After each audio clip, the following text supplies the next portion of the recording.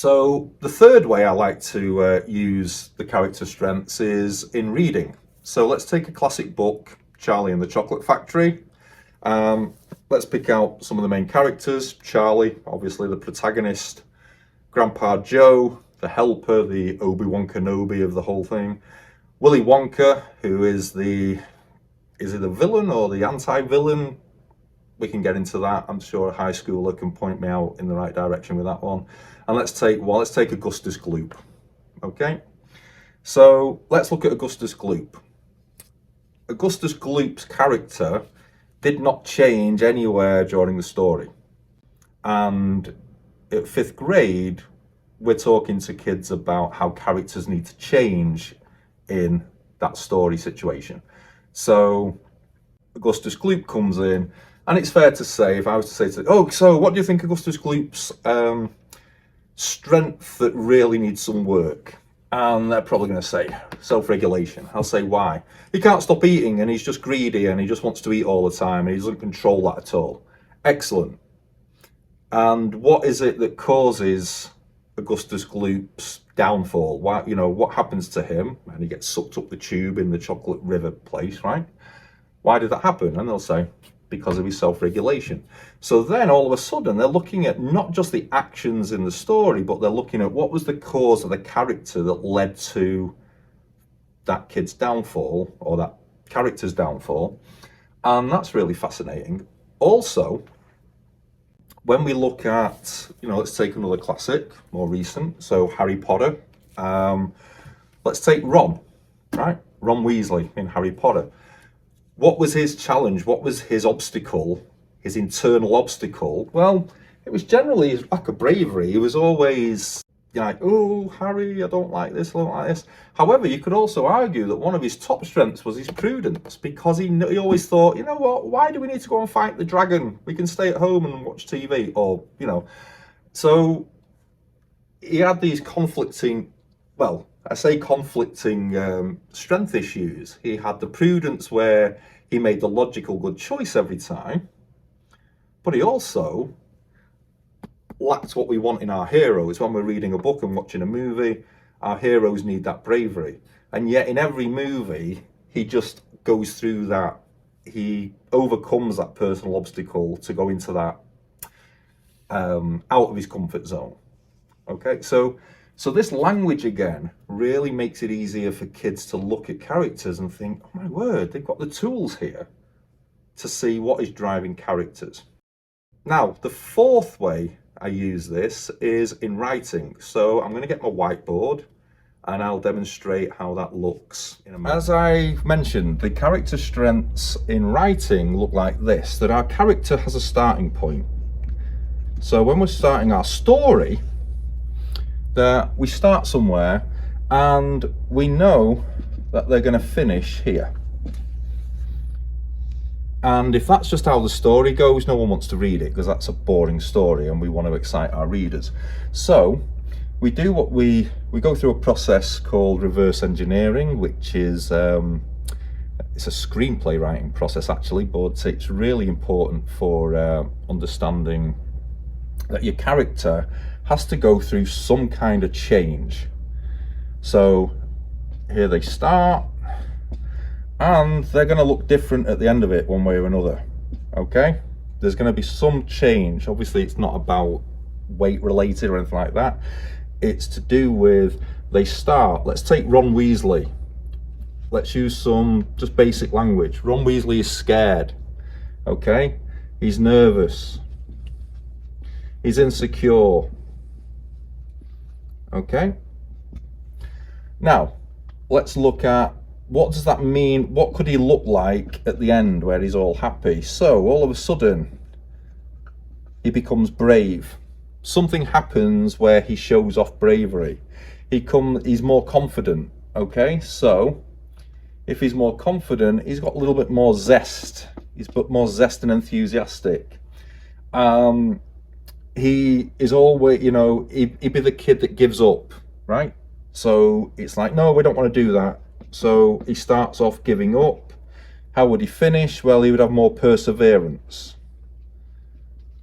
So by identifying starting here, and I know this looks really messy, but I'm a 5th grade school teacher, that's how my whiteboard looks, right?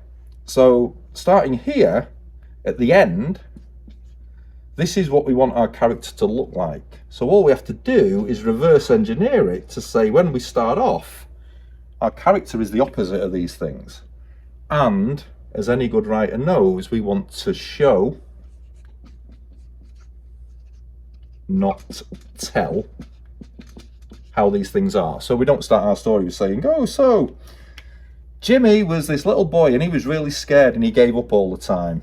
No, let's, we'll teach our kids the skills of, okay, what would we see in the story there to show that Jimmy is scared of things. Maybe there's a mouse and he jumps on the table because he's petrified of anything creepy crawlies. Next thing is, that's brilliant, because we've now come up with, there's going to be a mouse somewhere in his journey to get to here where he's actually going to not fear the mouse. He's going to go and pick it up and put it in a safe place, because that's what he would do, because maybe he also started off as mean. So that means he's going to end up kind, or at least empathetic. So all of a sudden, just while I've been speaking to you guys here, we've got our story, we know what we want our character to be. So the really fun piece is, what does that character look like when we meet him or her? And he's got all these pieces going on. Then we have the really joyous process of, okay, what's going to happen? What is the story that happens to this kid that turns him into all of this? Okay, so hope that answers your question. You have mentioned how movies influenced you when you were a child. Could you share some of those stories with us? Yeah, sure.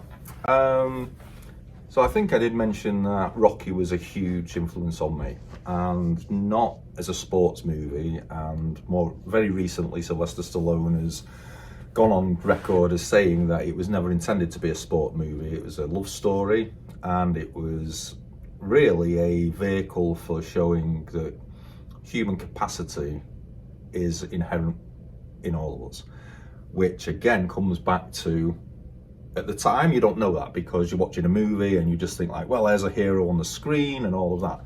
But then as 30 years later after watching that movie, you come across this research and you realize, okay, maybe Stallone didn't realize that himself at the time, and it was just it was him trying to influence people and inspire people, which he has done. He's got millions of fans from the Rocky movies. And there's also that working class hero piece to the movie as well.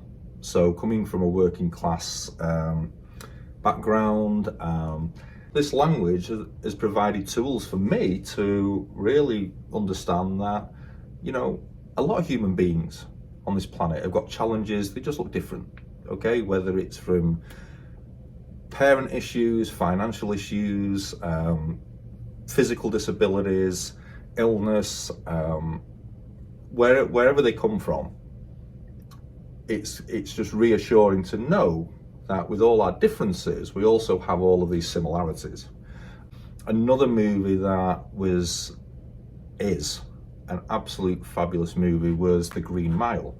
And as much as this had that Stephen King element of supernatural awesomeness about it, no spoilers here, but I watched that movie again recently, and the humanity shown among the prison guards, who knew what they were dealing with. They knew they were dealing with these people that had made these awful mistakes and they'd done these terrible things, yet the humanity that they carried out their job with, and the kindness, and the love that they, was just, it's just so powerful to see that no matter where we are in this world, we can still draw upon those character strengths to maintain our level of humanity.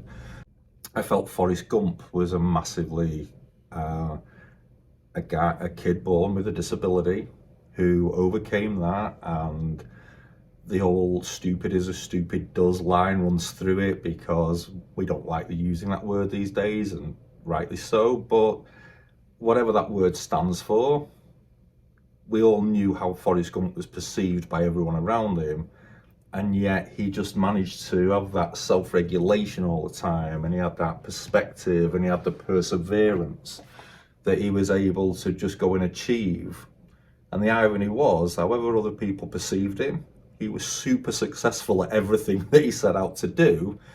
And he wasn't because he came from a highly, a rich family or anything like that. He had his setbacks, but when he put his mind to it and he just tuned into his character. So there's 3 examples of movies that I just feel just drove all of this work before I even knew this work existed.